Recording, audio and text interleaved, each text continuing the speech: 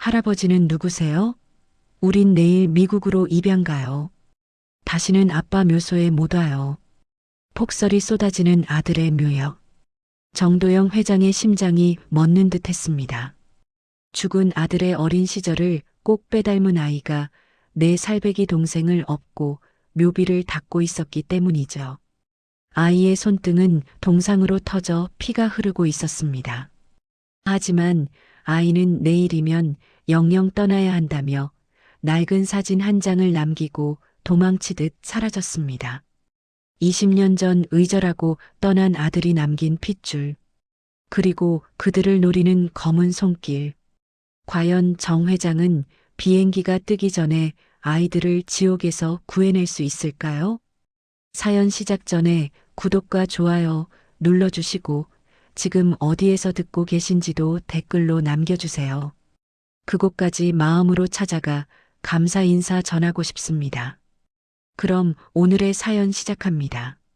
새벽부터 폭설이 내렸습니다. 오늘은 아들이 죽은 지 정확히 5년이 되는 날이었습니다. 하지만 저는 아들의 기일도 심지어 아들이 죽었다는 사실조차 제대로 알지 못했습니다. 한 달 전에야 구청에서 연락이 왔으니까요. 5년 전 화학공장 누출 사고로 사망한 무연고 사망자 DNA 재검사 결과 정민재 씨로 확인되었습니다. 유족분이시면 묘소 위치를 알려드리겠습니다. 전화를 받는 순간 제 손에서 수화기가 떨어졌습니다. 아내 영희는 그 자리에서 기절했습니다. 아들은 죽어서도 아버지에게 연락하지 못했습니다. 공장 화재로 신분증이 모두 불타버렸고 얼굴도 알아볼 수 없을 정도로 훼손되었다고 했습니다. 무연고 사망자로 처리되어 공동묘지 한 구석에 묻혔다는 것이었습니다. 저는 그날부터 한 달 내내 악몽에 시달렸습니다. 아들이 불 속에서 손을 뻗으며 아버지를 외치는 꿈. 오늘 더 이상 미룰 수 없었습니다. 저는 비서들도 수행원들도 모두 물리치고 아내와 단둘이 차를 몰았습니다. 눈이 너무 많이 내려서 앞이 잘 보이지 않았지만 멈출 수 없었습니다. 공동묘지 입구에 도착했을 때 차에서 내린 저는 무거운 발걸음을 옮겼습니다. 아내는 제 팔을 붙잡고 함께 눈길을 걸었습니다. 3구역 17번. 거기 아들이 있었습니다.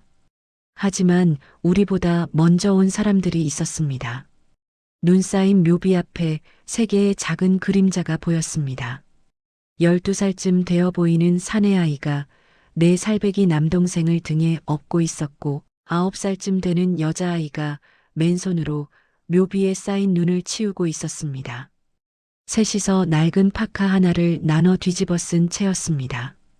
아내가 제 팔을 꽉 잡았습니다. 저도 느꼈습니다.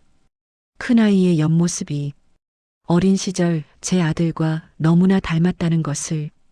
애들아. 제 목소리에 아이들이 화들짝 놀라며 뒤를 돌아봤습니다. 겁에 질린 눈빛이었습니다. 큰아이가 재빨리 여동생과 막내를 자기 뒤로 숨겼습니다. 누구세요? 너희들 여기서 뭐하니? 아내가 떨리는 목소리로 물었습니다. 아빠 묘예요. 저희 아빠. 큰아이의 대답에 제 무릎에 힘이 풀렸습니다. 뭐라고? 할아버지, 할머니는 아빠 아세요? 여자아이가 코를 훌쩍이며 물었습니다. 아내가 참았던 울음을 터뜨렸습니다. 애들아, 너희 이름이 뭐니? 응? 엄마는? 엄마는 어디 있어? 큰아이가 무표정한 얼굴로 대답했습니다. 전 정서준이요. 얘는 정서윤, 얘는 정서후. 엄마는 아빠 돌아가시고 1년 뒤에 다리에서 떨어졌어요. 뭐? 제 입에서 신음이 새어나왔습니다. 며느리도 죽었다는 겁니까? 우리 오늘 밤에 미국 가요. 입양 가는 거예요. 정서윤이가 말했습니다. 보육원 이사장님이 그랬어요.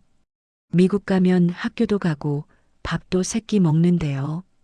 아빠한테 마지막 인사하러 왔어요. 정서준이 품에서 낡은 사진 한 장을 꺼냈습니다. 그리고는 묘비 틈새에 조심스럽게 끼워 넣었습니다. 아빠, 우리 못 잊어버릴게. 미국 가서도 안 잊을게. 아이의 목소리가 떨렸습니다. 저는 그 사진을 보았습니다. 사진 속에는 20년 전 집을 나간 제 아들이 환하게 웃고 있었습니다. 그리고 그 옆에는 우리가 그토록 반대했던 며느리 수진이와 갓난아기 셋. 가자. 늦으면 혼나.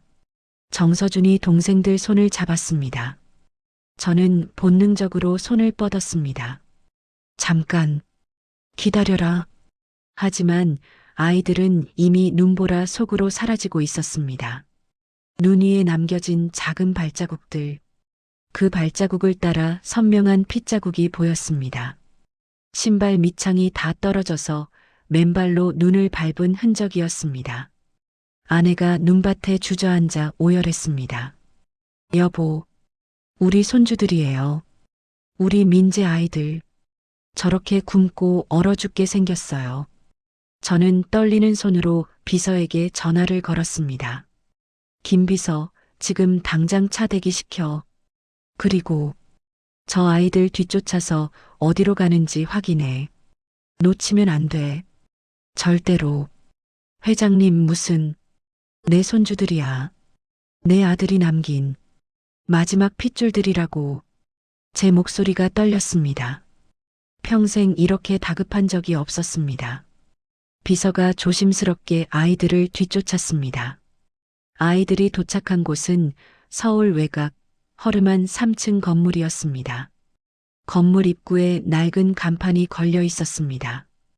희망의 집 마이너스 이사장 최만석. 저는 곧바로 사설 탐정을 동원했습니다. 이 보육원에 대한 모든 정보 24시간 안에 보고하세요. 그리고 저는 아까 묘비 틈새에서 조심스럽게 꺼낸 사진을 탁자에 놓았습니다. 이 아이들과 우리 부부의 DNA 검사 긴급으로 돌리세요.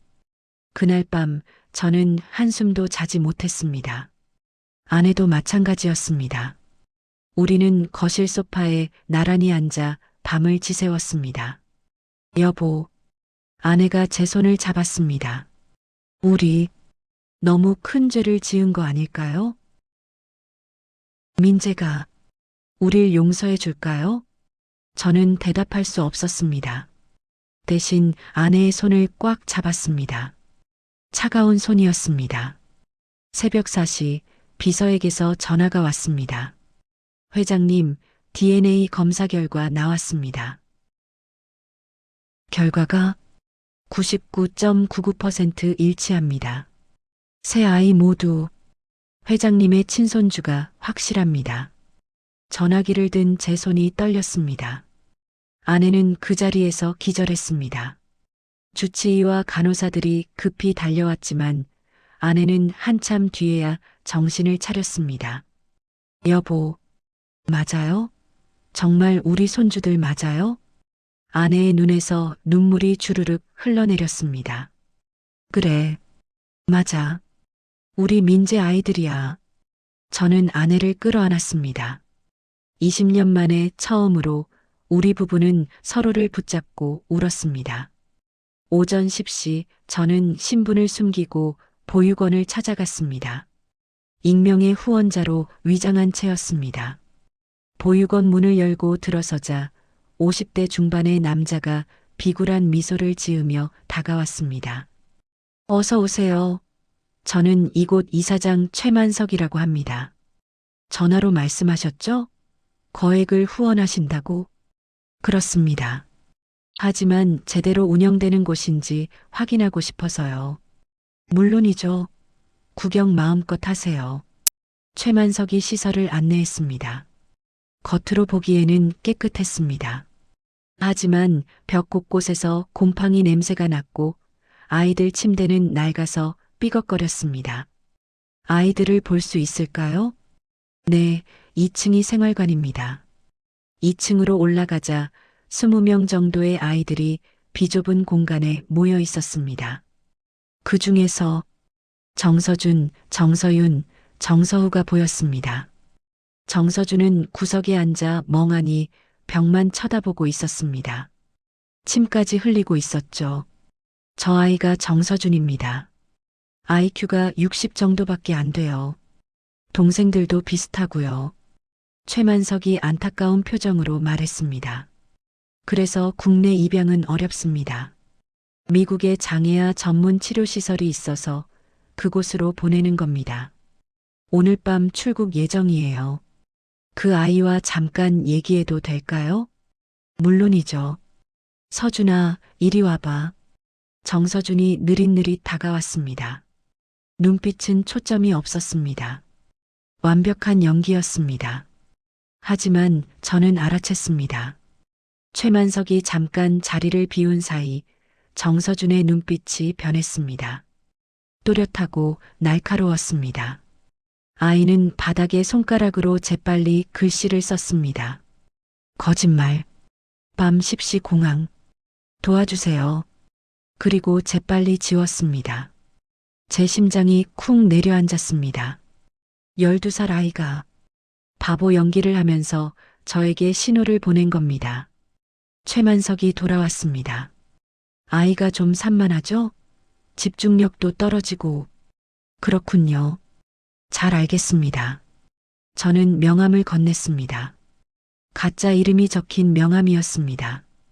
후원은 얼마 정도 생각하시나요? 1억 정도는 가능할 것 같습니다. 최만석의 눈이 반짝였습니다. 감사합니다. 정말 감사합니다. 대신 조건이 있습니다. 네. 오늘 저녁에 아이들과 함께 식사를 하고 싶습니다. 특히 저 삼남매요. 제가 직접 좋은 음식을 사주고 싶어서요. 최만석이 잠시 망설였습니다. 하지만 1억이라는 금액 앞에서 그는 고개를 끄덕였습니다. 그럼 1시간 정도만요. 10시 비행기라서 충분합니다. 오후 6시 저는 아내와 함께 아이들을 조용한 한식당으로 데려갔습니다. 최만석은 1억 후원금 계약서 준비한다는 핑계로 보육원에 남았습니다. 사실 우리가 의도한 것이었습니다. 식당 개별실, 상에 갈비찜, 불고기, 된장찌개, 밥이 차려졌습니다. 아이들의 눈이 휘둥그레졌습니다. 많이 먹어. 배부르게. 아내가 아이들 그릇에 고기를 수북이 담아주었습니다. 정서윤이 고기 한 점을 입에 넣다가 멈칫했습니다. 오빠, 이거 진짜 먹어도 돼? 응, 많이 먹어. 정서준이 여동생 그릇에 고기를 더 올려주었습니다. 아내의 눈에서 눈물이 주르륵 흘러내렸습니다. 천천히 먹어야지. 체해. 아내가 떨리는 손으로 정서윤이의 입가를 닦아주었습니다. 그때였습니다. 4살 막내 정서우가 처음으로 입을 열었습니다. 할머니, 우리 모두 깜짝 놀랐습니다. 보육원 서류에는 정서우가 선택적 한묵증이 있다고 적혀 있었습니다. 부모님 사고 이후 심리적 충격으로 거의 말을 하지 않는다고요.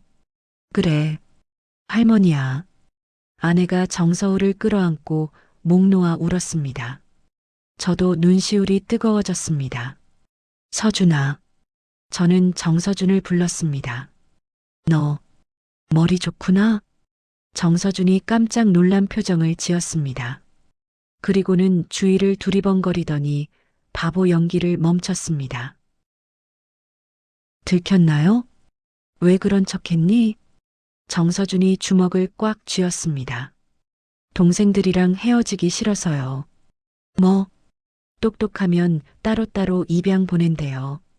장애 있는 애들은 셋이 같이 갈 수 있대요. 그래서 저는 바보 흉내를 냈어요. 서윤이랑 서우랑 헤어지기 싫어서요. 제 가슴이 무너져 내렸습니다.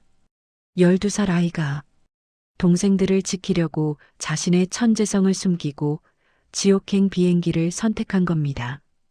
할아버지, 정서준이 조심스럽게 저를 불렀습니다. 할아버지 맞으시죠? 아빠 사진이랑 똑같아요. 그래, 할아버지다. 저는 정서준의 손을 꽉 잡았습니다. 이제 괜찮다. 할아버지가 있다. 정서준이 식탁 밑으로 손을 뻗었습니다. 그리고 제 손에 작고 꼬깃한 종이를 쥐어주었습니다. 화장실 가는 척 펼쳐보니 거기에는 빼곡한 글씨로 계좌번호와 금액, 이름들이 적혀 있었습니다. 김호 8세, 여달러 4만 5천 미국 오하이오 농장. 이호 10세, 남달러 3만 8천 캐나다 토론토. 정서준 정서윤 정서우 12세 9세 4세 달러 15만 미국 몬테나 대농장. 입양이 아니었습니다. 인신매매였습니다. 제 손이 떨렸습니다. 화장실에서 나오자 정서준이 제 옆에 다가왔습니다. 이사장님 금고 비밀번호 알아냈어요. 3-7-1-9. 3주 동안 몰래 지켜봤어요. 너 혼자서? 네. 그리고 정서준이 주머니에서 작은 MP3 플레이어를 꺼냈습니다. 이거 환풍구에 숨겨놨어요. 이사장님이랑 브로커 아저씨 통화하는 거 다 녹음했어요. 저는 12살 소년의 얼굴을 뚫어지게 바라봤습니다. 이 아이는 제 아들을 닮았습니다. 똑똑하고 용감하고 가족을 지키려는 마음이 누구보다 강한. 잘했다. 정말 잘했어. 저는 정서준의 머리를 쓰다듬었습니다. 이제 할아버지가 다 해결할 테니까 너는 동생들만 잘 지켜줘. 알았지? 네. 정서준의 눈에서 처음으로 눈물이 흘렀습니다. 12살 아이가 얼마나 무서웠을까요? 얼마나 외로웠을까요? 오후 8시 아이들을 보육원으로 돌려보냈습니다. 하지만 저는 비서실과 경호팀을 총동원했습니다. 보육원 주변 완전 포위하세요. 그리고 경찰서장에게 직접 연결해 주세요. 회장님, 무슨 일이십니까? 인신매매입니다. 증거 다 확보했어요. 저는 정서준이 준 종이와 녹음 파일을 비서에게 건넸습니다. 이걸 경찰에 넘기고 영장 받아오세요. 그리고 저는 시계를 봤습니다. 오후 8시 15분. 비행기 출발까지 1시간 45분 남았습니다. 만약 저놈들이 아이들을 먼저 빼돌리려고 하면 제가 직접 막겠습니다. 바로 그때였습니다. 비서의 무전기에서 급한 목소리가 들렸습니다. 회장님, 보육원에서 아이들이 탈출 시도 중입니다. 뭐? 정서준은 정서우를 업고 정서윤의 손을 잡고 눈밭을 헤쳐나가고 있었습니다. 오빠, 너무 추워. 조금만 참아. 마을까지만 가면 돼. 하지만 보육원 직원들과 브로커들이 손전등을 들고 뒤쫓아왔습니다. 저기다. 잡아. 정서준은 판단을 내렸습니다. 이 속도로는 잡힐 수밖에 없다. 서윤아. 응? 여기 나무 뒤에 서우랑 숨어 있어. 절대 나오면 안 돼. 오빠는? 나는 저 사람들 다른 데로 유인할게. 싫어. 오빠 혼자 가면 안 돼. 정서윤이 오빠 옷자락을 붙잡았습니다. 정서준이 여동생의 손을 떼어냈습니다. 할아버지 믿어야지. 할아버지가 꼭 올 거야. 그때까지 숨어 있어. 정서준은 막내를 나무 뒤에 내려놓고 반대편으로 뛰기 시작했습니다. 이쪽이야. 나 잡아봐. 브로커들이 정서준을 쫓았습니다. 정서준은 있는 힘껏 달렸습니다. 하지만 어른의 보폭을 당해낼 수 없었습니다. 결국 정서준은 눈밭에 넘어졌습니다. 이 새끼가. 브로커가 정서준의 머리채를 잡아 일으켰습니다. 짝! 뺨을 맞은 정서준의 입에서 피가 흘렀습니다. 감히 도망을 쳐? 내가 얼마짜리인 줄 알아? 브로커가 주먹을 들어 올렸습니다. 바로 그때 우웅 마이너스 헬기 소리가 들렸습니다. 하늘에서 강력한 서치라이트가 눈밭을 환하게 비쳤습니다. 그리고 산 아래에서 수십 대의 차량 불빛이 보육원으로 몰려왔습니다. 확성기 소리가 울렸습니다. 이 산은 완전히 포위되었다. 내 손주에게서 당장 손떼. 제 목소리였습니다. 브로커가 당황해 정서준을 놓쳤습니다. 그 사이 경호원들이 순식간에 산을 포위하고 브로커들을 제압했습니다. 저는 눈길을 뚫고 달려갔습니다. 서준아. 눈밭에 쓰러진 정서준이 천천히 고개를 들었습니다. 할아버지. 저는 정서준을 끌어안았습니다. 미안하다. 할아버지가 늦어서. 아니에요. 할아버지 왔잖아요. 정서준이 제 품에서 울음을 터뜨렸습니다. 12살 소년이 그동안 참았던 모든 눈물을 쏟아냈습니다. 동생들이 저쪽에. 알아. 다 찾았어. 비서들이 나무 뒤에 숨어 있던 정서윤과 정서후를 찾아냈습니다. 아내가 달려와 두 아이를 끌어안았습니다.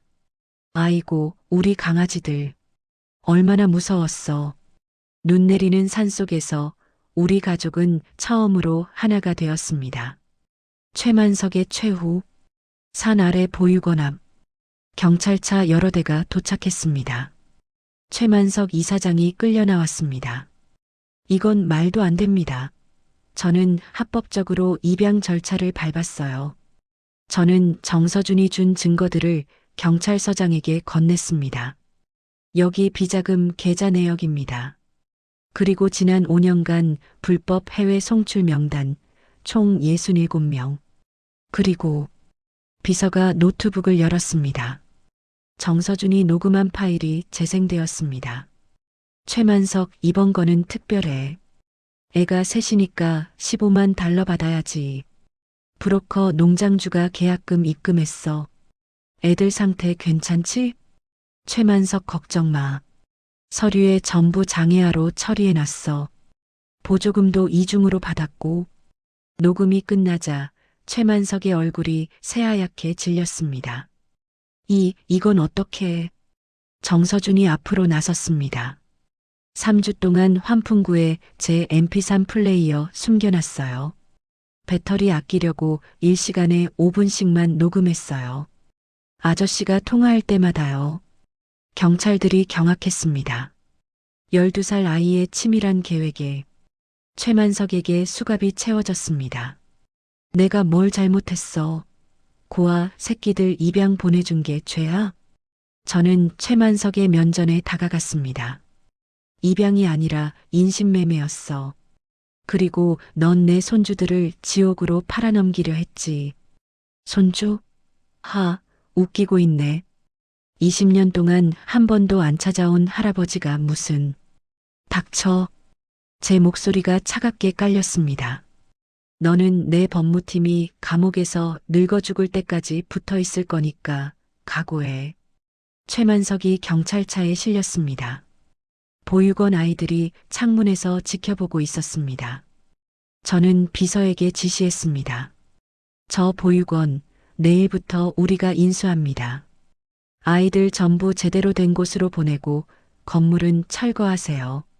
알겠습니다, 회장님. 그날 밤 우리는 아이들을 집으로 데려왔습니다. 20년 동안 텅 비어 있던 아들의 방이 다시 불을 밝혔습니다.